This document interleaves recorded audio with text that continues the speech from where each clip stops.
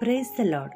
ಕ್ರಿಸ್ತನಲ್ಲಿ ಪ್ರಿಯ ದೇವಜನರೇ, ನಿಮ್ಮೆಲ್ಲರಿಗೂ ಶ್ರೀ ಏಸು ಕ್ರಿಸ್ತನ ಮಧುರ ನಾಮದಲ್ಲಿ ಶುಭ ವಂದನೆಗಳು. ಈ ದಿನದ ದೇವರ ವಾಕ್ಯ ಏಷಾಯ 43:2. ಉರಿಯಲ್ಲಿ ನಡೆಯುವಾಗ ನೀನು ಕಂದದಿರುವಿ, ಜ್ವಾಲೆಯು ನಿನ್ನನ್ನು ದಹಿಸದು. ಐಸಾಯ 43:2. When you pass through fire, you will not be burnt. The hard trials that come will not hurt you. ಪ್ರಿಯರೇ, ಯೆಹೋವ ದೇವರು ನನ್ನನ್ನು ಕುರಿತು, ನಮ್ಮನ್ನು ಕುರಿತು ಹೀಗೆ ಹೇಳ್ತಾ ಇದ್ದಾರೆ: ಉರಿಯಲ್ಲಿ ನಡೆಯುವಾಗ ನೀನು ಕಂದದಿರುವೆ, ಜ್ವಾಲೆಯು ನಿನ್ನನ್ನು ದಹಿಸದು ಎಂದು. ನಮ್ಮನ್ನು ಸೃಷ್ಟಿಸಿ ರೂಪಿಸಿದಾತನು, ಭಯಪಡಬೇಡ, ನಾನು ನಿನ್ನನ್ನು ವಿಮೋಚಿಸಿದೆನಲ್ಲ, ನಿನ್ನ ಹೆಸರು ಹಿಡಿದು ಕರೆದೆನಲ್ಲ ಎಂದು ಹೇಳ್ತಾ ಇದ್ದಾರೆ. ಹೌದು, ಇದು ಭೂತಕಾಲ, ಮುಗಿದು ಹೋದ ಕೆಲಸ. ಕರ್ತನು ಮಾಡಿ ಮುಗಿಸಿದ್ದಾರೆ. ಇನ್ನು ಮುಂದೆ ಭವಿಷ್ಯತ್ ಕಾಲದಲ್ಲಿ ನಿನ್ನನ್ನು ವಿಮೋಚಿಸುತ್ತೇನೆ ಅಂತ ಹೇಳ್ತಾ ಇಲ್ಲ, ವಿಮೋಚಿಸಿದ್ದೇನಲ್ಲ ಎನ್ನುತ್ತಿದ್ದಾರೆ. ಹೌದು, ನಮ್ಮನ್ನು ಸೃಷ್ಟಿಸಿ ರೂಪಿಸಿದಾತನು ನಮ್ಮನ್ನು ಹೆಸರು ಹಿಡಿದು ಕರೆದು ನಮ್ಮನ್ನು ಬಿಡುಗಡೆ ಕೊಟ್ಟಿದ್ದಾರೆ, ವಿಮೋಚಿಸಿದ್ದಾರೆ. ಪಾಪದಿಂದ ಬಿಡುಗಡೆ, ರೋಗದಿಂದ ಬಿಡುಗಡೆ, ಶಾಪದಿಂದ ಬಿಡುಗಡೆ ಕೊಟ್ಟಿದ್ದಾರೆ.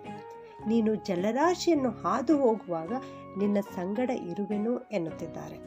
ಇಸ್ರಾಯೇಲರು ಐಗುಪ್ತ ದೇಶದಿಂದ ಹೋಗುವಾಗ ಮುಂದೆ ಕೆಂಪು ಸಮುದ್ರ, ಹಿಂದೆ ಫರೋಹನ ಸೈನ್ಯ. ಯಾವ ಕಡೆ ಹೋದರೂ ಅವರಿಗೆ ಆಪತ್ತು ಕಾದಿತ್ತು. ಆಗ ದೇವರು ಕೆಂಪು ಸಮುದ್ರದ ನೀರನ್ನು ವಿಭಾಗ ಮಾಡಿದರು. ಇಸ್ರಾಯೇಲರು ಒಣ ನೆಲದಲ್ಲಿ ನಡೆದು ಹೋದರು. ಜಲರಾಶಿಯನ್ನು ಹಾದು ಹೋಗುವಾಗ ನಾನು ನಿನ್ನ ಸಂಗಡ ಇರುವೆನು ಎಂದ ದೇವರು ಕೊಟ್ಟ ಮಾತಿನಂತೆಯೇ ನಡೆದು ಇಸ್ರಾಯೇಲರನ್ನು ರಕ್ಷಿಸಿದರು. ಅದೇ ದೇವರು ಇಂದು ನಿನ್ನ ಜೊತೆಗಿದ್ದು ನಿನ್ನನ್ನು ಬಿಡಿಸುತ್ತಾರೆ. ಉರಿಯಲ್ಲಿ ನಡೆಯುವಾಗ ನೀನು ಕಂದದಿರುವೆ, ಜ್ವಾಲೆಯು ನಿನ್ನನ್ನು ದಹಿಸದು ಎಂದು ದೇವರು ಹೇಳ್ತಾ ಇದ್ದಾರೆ. ಶದ್ರಕ್, ಮೇಷಕ್, ಅಬೇದ್ನೆಗೋ ಎಂಬ ಮೂವರು ಕರ್ತನ ಭಕ್ತರು ನೆಬೂಕದ್ನೆಚ್ಚರ್ ರಾಜನ ದೇವರುಗಳನ್ನು ಸೇವಿಸದೇ ಹೋದದರಿಂದ ಆ ಮೂವರನ್ನು ದಗದಗನೆ ಉರಿಯುವ ಆವಿಗೆಯೊಳಗೆ ಹಾಕಿದರು. ಆಗ ದೇವರು ತನ್ನ ದೂತನನ್ನು ಕಳುಹಿಸಿ ಅವರನ್ನು ರಕ್ಷಿಸಿದರು. ಆ ಮೂವರನ್ನು ಎತ್ತಿ ಬೆಂಕಿಯಲ್ಲಿ ಹಾಕಿದವರನ್ನೇ ಆ ಬೆಂಕಿ ಸಂಹರಿಸಿತು. ಆದರೆ ಈ ಮೂವರಿಗೆ ಆ ಬೆಂಕಿಯು ಏನೂ ಮಾಡಲಿಲ್ಲ. ಬೆಂಕಿಯ ಅಧಿಕಾರ ಇವರ ಮೇಲೆ ನಡೆಯಲಿಲ್ಲ. ಅವರ ತಲೆ ಕೂದಲು ಕೂಡ ಸುಡಲಿಲ್ಲ. ಕಾರಣವೇನೆಂದರೆ ಅವರು ಕರ್ತನಲ್ಲಿ ಭರವಸೆ ಇಟ್ಟಿದ್ದರು, ಕರ್ತನನ್ನೇ ಸೇವಿಸುವವರಾಗಿದ್ದರು. ಕರ್ತನನ್ನು ಬಿಟ್ಟು ಇನ್ನಾವ ದೇವರನ್ನು ಸೇವಿಸಿ ಪೂಜಿಸಬಾರದೆಂದು ತಮ್ಮ ದೇಹವನ್ನು ಮರಣಕ್ಕೆ ಒಪ್ಪಿಸಿಕೊಟ್ಟರು. ಆದ್ದರಿಂದ ದೇವರು ಅವರನ್ನು ರಕ್ಷಿಸಿ ಕಾಪಾಡಿ ಉನ್ನತ ಪದವಿಗೆ ತಂದರು. ಪ್ರಿಯ ದೇವಜನರೇ, ಅದೇ ದೇವರು ಇಂದು ನಿನಗೆ ಹೇಳ್ತಾ ಇದ್ದಾರೆ: ಭಯಪಡಬೇಡ, ನಾನು ನಿನ್ನನ್ನು ವಿಮೋಚಿಸಿದೆನಲ್ಲ, ನಿನ್ನ ಹೆಸರು ಹಿಡಿದು ಕರೆದೆನಲ್ಲ ಎಂದು. ನೀನು ಯಾವುದೇ ಪರಿಸ್ಥಿತಿಯಲ್ಲಿದ್ದರೂ, ದಾಟಲಾರದ ಸಮುದ್ರದಂತಹ ಕಷ್ಟ, ಫರೋಹನ ಸೈನ್ಯದಂತಹ ವೈರಿಗಳ ಕಾಟ, ಬೆಂಕಿಯಂತಹ ಶೋಧನೆಗಳು ಬಂದರೂ ಭಯಪಡಬೇಡ. ಶದ್ರಕ್, ಮೇಷಕ್, ಅಬೇದ್ನೆಗೋರಂತೆ ಕರ್ತನಲ್ಲಿ ಭರವಸೆ ಇಡು, ಕರ್ತನನ್ನೇ ಸೇವಿಸು. ನಿನ್ನ ಎಲ್ಲ ಚಿಂತಾಭಾರಗಳನ್ನು ಕರ್ತನಿಗೆ ಒಪ್ಪಿಸಿಕೊಡು. ಆತನು ನಿನ್ನನ್ನು ಎಲ್ಲದರಿಂದ ತಪ್ಪಿಸುತ್ತಾನೆ.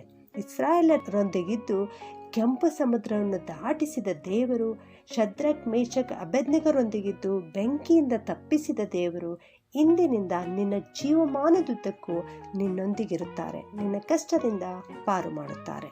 ಪ್ರಾರ್ಥನೆ ಮಾಡಿಕೊಳ್ಳೋಣ. ಭೂಪರಲೋಕಗಳ ಒಡೆಯನೇ, ಸರ್ವಶಕ್ತನಾದ ದೇವರೇ, ನಿನಗೆ ಸ್ತೋತ್ರಪ್ಪ. ನೀನು ಸೃಷ್ಟಿಕರ್ತನಪ್ಪ, ನಮ್ಮನ್ನೆಲ್ಲ ಉಂಟು ಮಾಡಿದ ಆತನಪ್ಪ. ಅದಕ್ಕಾಗಿ ಸ್ತೋತ್ರ ಸ್ವಾಮಿ. ನಿನ್ನ ಸಾರೂಪ್ಯದಲ್ಲಿ ನಮ್ಮನ್ನು ಉಂಟು ಮಾಡಿದ ದೇವರೇ, ಅದಕ್ಕಾಗಿ ಸ್ತೋತ್ರ ಸ್ವಾಮಿ. ನಮಗೆ ಭಯಪಡಬೇಡ, ನಾನು ನಿನ್ನನ್ನು ವಿಮೋಚಿಸಿದನಲ್ಲ ಎಂಬ ಅಭಯವಚನವನ್ನು ಕೊಟ್ಟು ನಮ್ಮನ್ನು ನಡೆಸ್ತಾ ಇದ್ದೀರಿ ತಂದೆ. ಅದಕ್ಕಾಗಿ ಸ್ತೋತ್ರ ಸ್ವಾಮಿ. ನಮ್ಮ ಪಾಪಗಳಿಂದ, ಶಾಪಗಳಿಂದ, ರೋಗಗಳಿಂದ ನೀವು ಶಿಲುಬೆ ಮೇಲೆ ಬಿಡುಗಡೆ ಕೊಟ್ಟಿದ್ದೀರಿ ಕರ್ತನೆ. ಅದಕ್ಕಾಗಿ ಸ್ತೋತ್ರ ಸ್ವಾಮಿ. ಇಂದು ಈ ವಾಕ್ಯವನ್ನು ಕೇಳಿಸಿಕೊಳ್ಳುತ್ತಿರುವ ಎಲ್ಲ ಪ್ರಿಯ ಜನರನ್ನು ಆಶೀರ್ವಾದ ಮಾಡು ಕರ್ತನೆ. ಅವರು ಇವತ್ತು ಯಾವ ಪರಿಸ್ಥಿತಿಯಲ್ಲಿದ್ದಾರೆ, ಯಾವ ಸಮಸ್ಯೆಯಲ್ಲಿದ್ದಾರೆ ಕರ್ತನೆ, ಅದನ್ನು ಬಲ್ಲಂತ ದೇವರು ನೀನಾಗಿದ್ದಿ ಕರ್ತನೆ. ಅದಕ್ಕಾಗಿ ಸ್ತೋತ್ರ. ಅವರ ಕಷ್ಟದಿಂದ ಬಿಡುಗಡೆ ಕೊಡು ಸ್ವಾಮಿ. ವಿಶೇಷವಾಗಿ ನಿರುದ್ಯೋಗಿಯಾಗಿರ್ತಕ್ಕಂಥ ಯೌವನಸ್ಥ ಮಕ್ಕಳನ್ನು ನಿನ್ನ ಮುಂದೆ ಜ್ಞಾಪಿಸ್ತೇನಪ್ಪ. ಅವರು ನಿನ್ನ ಬಳಿಗೆ ತರುತ್ತೇನೆ ಕರ್ತನೆ. ನೀನು ಈ ಲೋಕದಲ್ಲಿರುವಾಗ ಅನೇಕ ತಂದೆ ತಾಯಿಗಳು ತಮ್ಮ ಚಿಕ್ಕ ಮಕ್ಕಳನ್ನು ನಿನ್ನ ಬಳಿಗೆ ತಂದಾಗ ನೀನವರನ್ನು ಆಶೀರ್ವದಿಸಿದ್ಯಪ್ಪ, ಅದಕ್ಕಾಗಿ ಸ್ತೋತ್ರ ದೇವರೇ. ಅದೇ ದೇವರು ಇಂದು ಕೂಡ ಜೀವಿಸುವಂಥ ದೇವರಾಗಿದ್ದಿ ಸ್ವಾಮಿ, ಅದಕ್ಕಾಗಿ ಸ್ತೋತ್ರ. ಎಲ್ಲ ಯೌವನಸ್ಥ ಮಕ್ಕಳನ್ನು ನಿನ್ನ ಮುಂದೆ ಜ್ಞಾಪಿಸ್ತೇನಪ್ಪ, ನಿನ್ನ ಹತ್ರಕ್ಕೆ ತರುತ್ತೇನೆ ಸ್ವಾಮಿ. ಎಲ್ಲರನ್ನು ಆಶೀರ್ವಾದ ಮಾಡಿರಿ, ಅವ್ರಿಗೆ ಒಳ್ಳೆಯ ಉದ್ಯೋಗವನ್ನು ಕೊಟ್ಟದೆ ಪಾಲಿಸು ಸ್ವಾಮಿ. ಎಲ್ಲ ವಿದ್ಯಾರ್ಥಿಗಳಿಗೋಸ್ಕರ ಪ್ರಾರ್ಥಿಸ್ತೇನಪ್ಪ, ಅವರನ್ನು ಆಶೀರ್ವಾದ ಮಾಡು ಕರ್ತನೆ. ಅವರಿಗೆ ನಾನೇ ನಿನ್ನೊಂದಿಗಿದ್ದೇನೆ, ಭಯಪಡಬೇಡ ಎಂಬ ಅಭಯ ವಚನ ಕೊಟ್ಟು ಆಶೀರ್ವಾದ ಮಾಡು ಕರ್ತನೆ. ಉನ್ನತ ದರ್ಜೆಯಲ್ಲಿ ಅವರು ಪಾಸಾಗಲಿಕ್ಕಾಗುವಂತೆ ಸಹಾಯವನ್ನು ಅನುಗ್ರಹಿಸಿರಿ ಸ್ವಾಮಿ. ಈ ದಿನವೆಲ್ಲ ನಮ್ಮ ಜೊತೆಗಾರನಾಗಿದ್ದುಕೊಂಡು ನಡೆಸುತ್ತೀರಿ ಎಂದು ಯೇಸುವಿನೊಂದೇ ನಾಮದಲ್ಲಿ ಬೇಡ್ತೇನೆ ತಂದೆಯೇ, ಆಮೇನ್.